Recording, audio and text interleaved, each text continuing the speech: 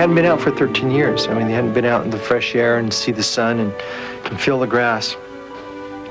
And we thought they would just run out and swing and play and so on. And when they were excited, they were hooting, and they came rushing out. And Morsha, rather than going out and playing, she came down to a wire area where Debbie and I were standing. And she reached through the wire, and she took Debbie's face and then went to play. She was thanking her. I was teared up. I had tears streaming down my face because it was the true. She was very, very grateful. It was a moment that I think that it will forever be embedded in our brains, in our memory.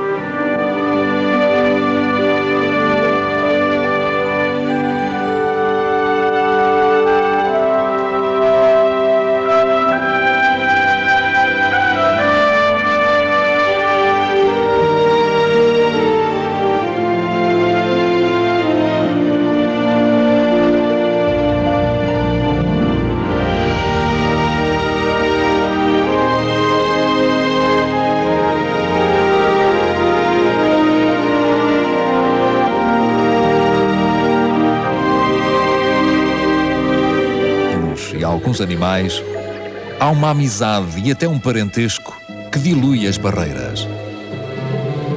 Este relacionamento revela um mundo rico em emoções partilhadas. When I look in a dolphin's eye, I see almost human. There's something about it that the more you look at it, the less dolphin it is, and the more I it is. And suddenly, you know, a lot of elements go away, and it's like I'm looking into your eye.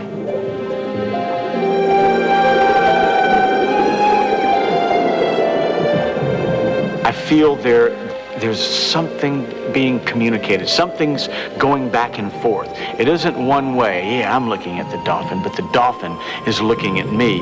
And chances are excellent that the dolphin, with its sonar and its eyes and its, you know, its capabilities, knows a lot more about me than I know about it.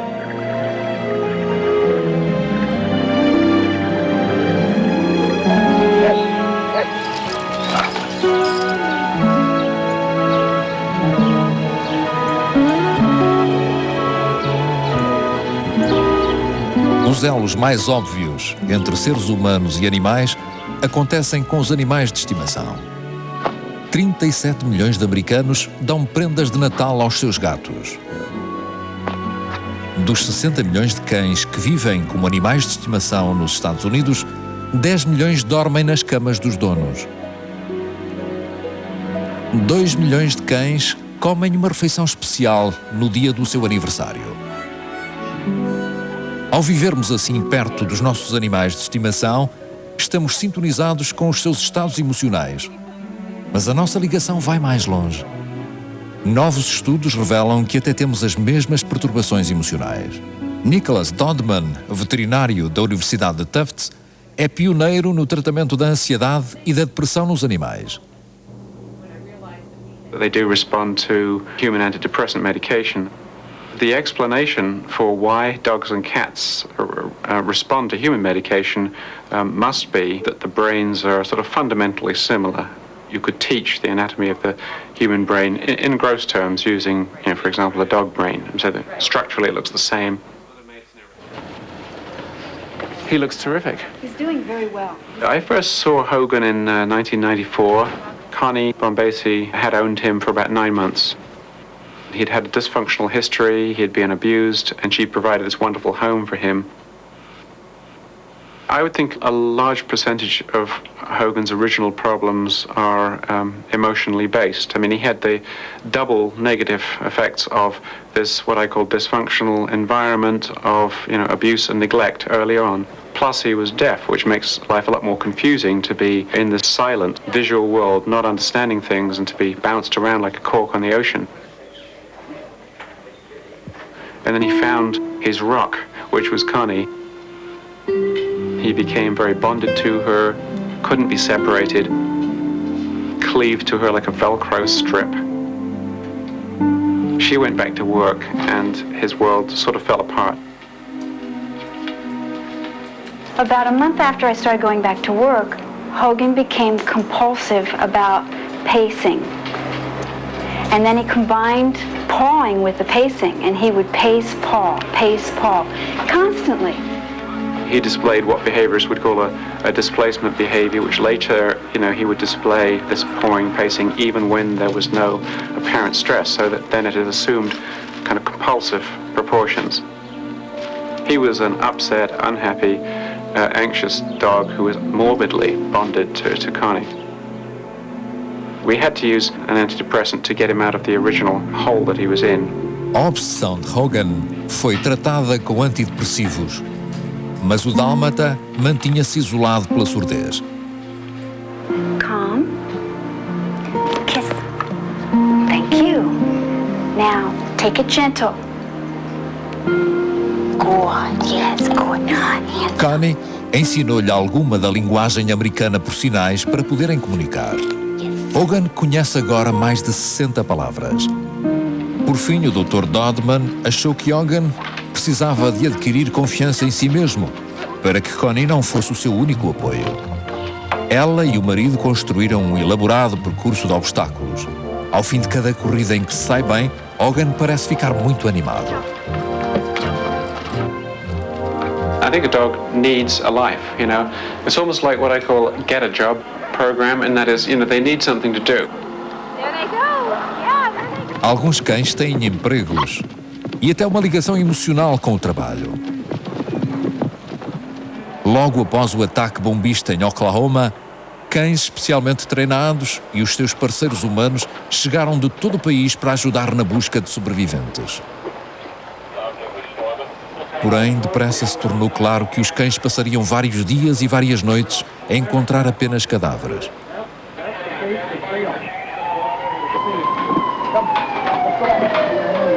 I remember stories about the Oklahoma City bombing, when you have these huge places where there are many corpses, and the dogs, of course, will find people in those wreckages at that point, that the dogs get depressed.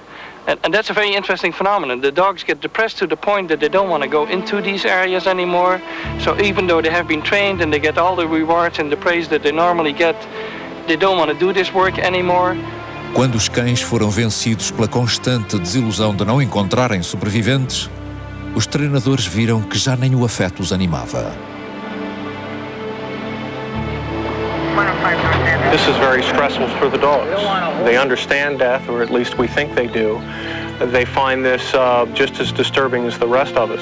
If all you find throughout the course of the day are the deceased of a disaster, at the end of the day, we will make a concerted effort to set up a mock search where the dog is assured of finding a live person. Typically, it's another co-worker, a co-searcher, just so we can finish the day on an upbeat note.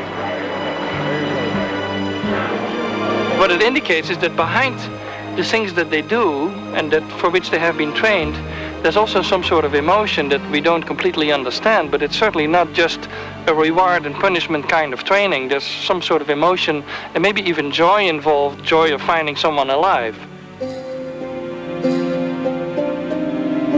Há mais de 10.000 anos que os elos entre os seres humanos e os canídeos se aprofundam. Mas ainda há momentos em que a capacidade de dedicação de um cão pode ser muito comovente. I guess my first realization about animal emotions didn't come in school. I grew up with it. I mean, I grew up on a farm, and it was primarily a vineyard, but we had our dogs and we had our milk cows and so on, and they were part of the family.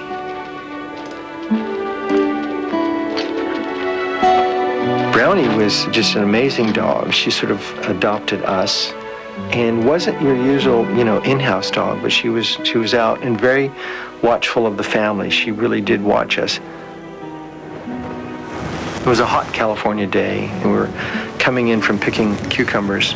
Of course, the road in was well rutted and had real thick dust, and it was throwing up dust, the truck was. My brother, who was just older than me, had borrowed one of my older brother's bicycles, which was very big, and so he started out before we went in, and he was weaving along, and the dust was so thick that you couldn't see. It was like driving through a very thick fog. Brownie, even though we'd done this hundreds and hundreds of times, did something she'd never done. She started barking at the truck. My older brother driving it looked down and thought this was unusual. And finally, she, rather than stopping, she actually ran in front of the wheel and he ran over her.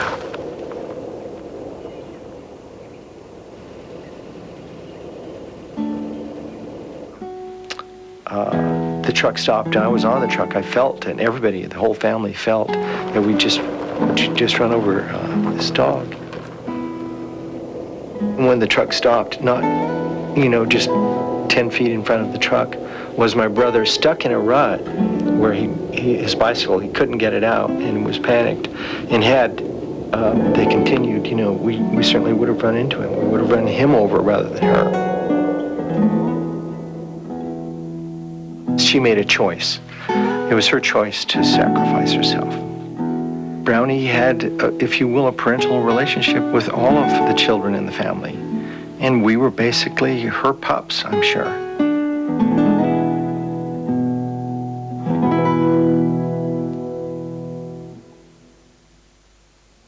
Mágoa.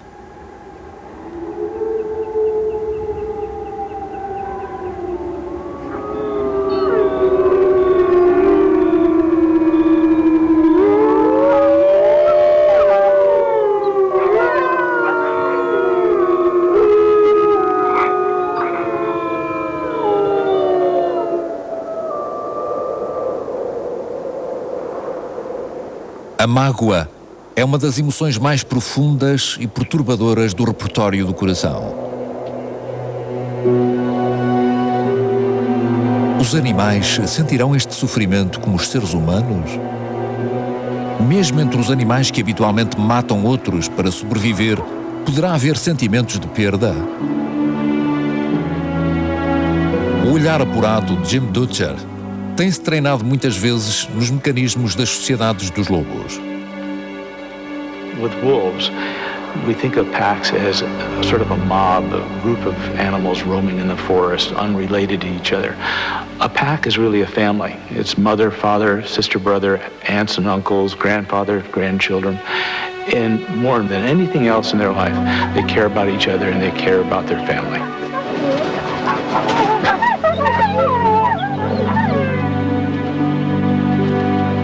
Os grupos de lobos têm uma hierarquia muito rigorosa.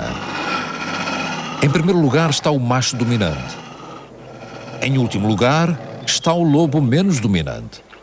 Neste grupo é uma loba chamada Mataki. Muito submissa, Mataki é a última a comer e é a primeira a servir de bode expiatório para reduzir as tensões no grupo.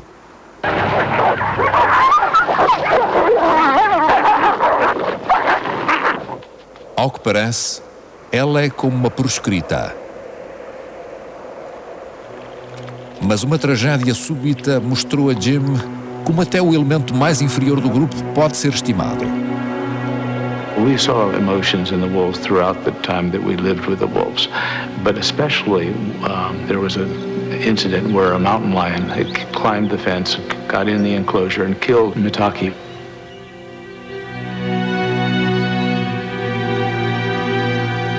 What surprised us is the fact that the pack mourned. They normally play every day. They pull each other's tails, they chase each other. There's always these games that the wolves are playing. And then the wolves stopped for about 6 weeks after that. They moped around, and when I would walk with them through the area where this all took place, they'd become visibly saddened again. And their tails would be tucked, their ears would be back, and they would lose those expressions of joy that they would have on their face.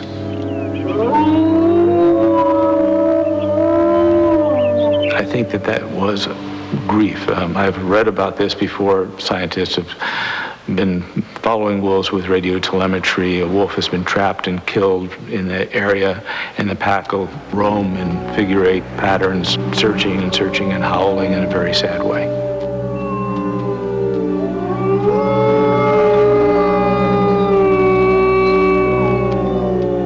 Os elos familiares parecem transcender a morte, como viu também o cineasta Martin Kolbeck. I've seen elephant grief on a couple of occasions.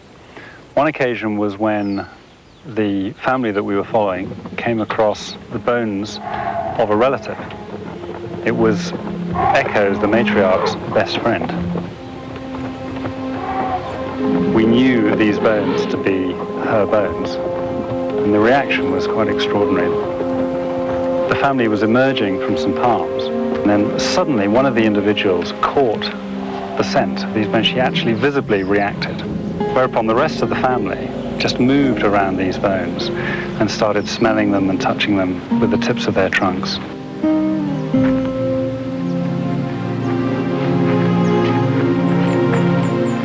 Some of the younger calves actually picked up ribs and put them in their mouths, and the matriarch, Echo, concentrated on the skull. Unbelievable scene. She went up to it and she started smelling it in the eye sockets, underneath the jaw. It was a very moving scene. The whole family were just smelling and interacting with these pieces of bone. It was incredible. I believe that they actually knew it was a relative of theirs from the smells. And they won't do that to every set of bones they come across. There's no doubt in my mind about how complex and social and certainly emotional elephants are. Não é possível saber o conceito que os animais têm da morte, mas a julgar pelos seus comportamentos, estão bem conscientes das perdas.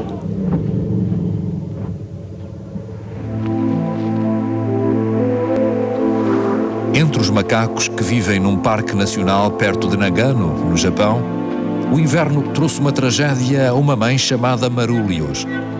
O seu bebé prematuro nasceu morto. Carregou o corpo sem vida durante dias. Normalmente uma mãe abandona o cadáver quando este perde a aparência de cria, mas Marulius não fez isso. Dia após dia, vagueava segurando o corpo do bebé como se ainda estivesse vivo.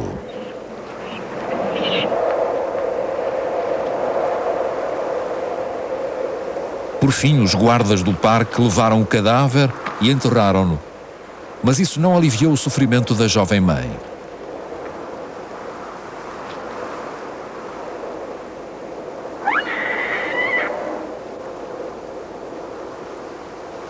Ela procurava obcecadamente o bebé. A família, no entanto, não podia fazer nada para lhe aliviar a dor.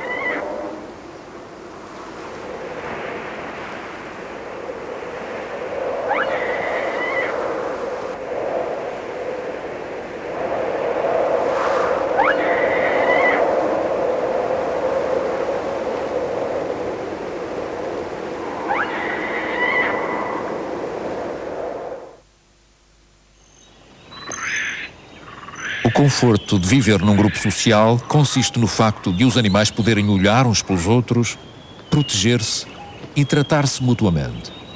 Mas até onde poderá ir um animal por causa de outro? Ainda recentemente se pensava que só os seres humanos eram capazes de sacrificar alimento e abrigo por sentimentos nobres, como a lealdade e a compaixão.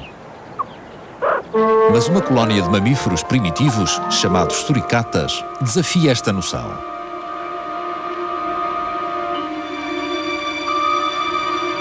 Os suricatas têm de lidar com o habitat mais agreste que há, o deserto do Kalahari, em África. Enchem o deserto de tocas para poderem fugir ao perigo, onde quer que a sua constante busca de alimento os leve.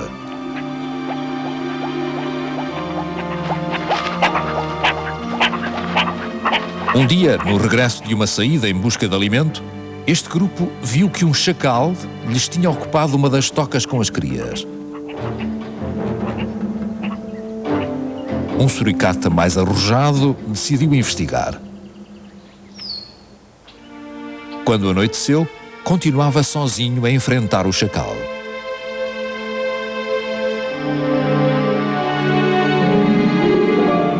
Na manhã seguinte, era notório que o seu arrojo o tinha conduzido a um confronto com o chacal.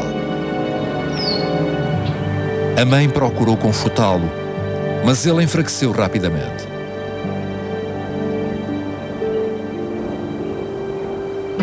A família essa tinha de prosseguir, precisava de alimento.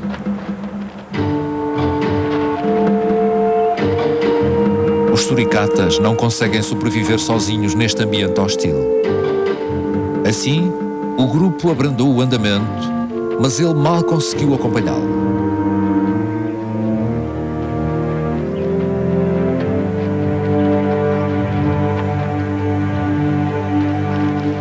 Quando não conseguiu avançar mais, sentou-se junto de um dos outros e esperou.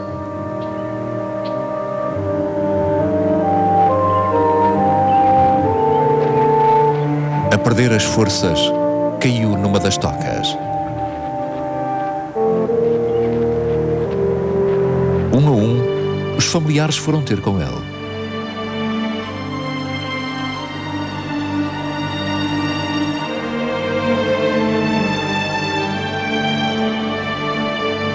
A fome e a segurança passaram para segundo plano e não o abandonaram.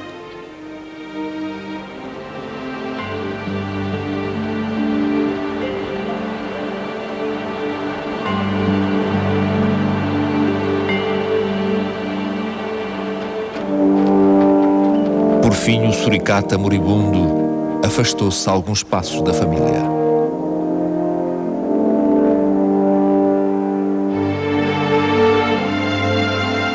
Poucos instantes depois, sucumbia, mas não tinha morrido sozinho.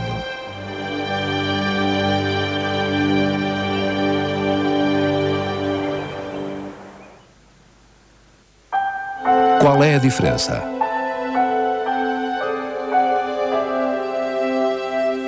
O que é que distingue os seres humanos de todos os outros seres da Terra?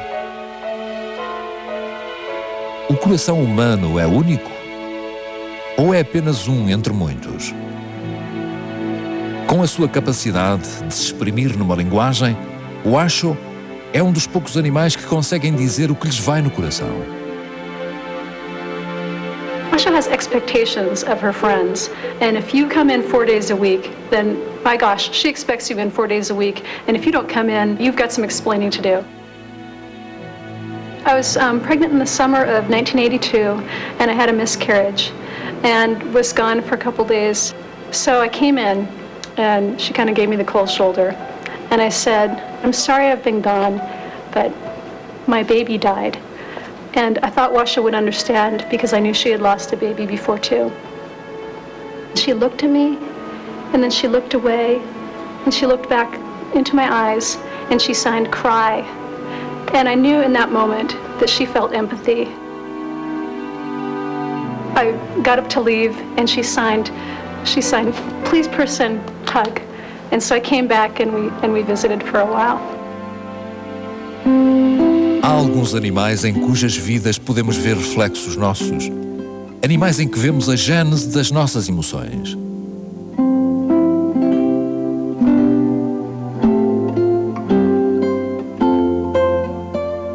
When I look into the chimp's eyes, like I would a person, I see a person. I see a person with feelings and emotions and caring. We often say that the eyes are the windows to the soul. I see souls in there.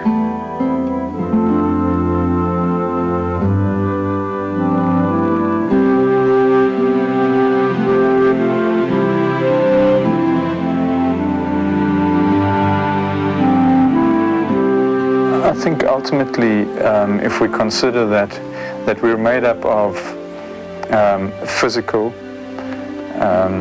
mental, emotional, and possibly spiritual, in that we have a soul, the next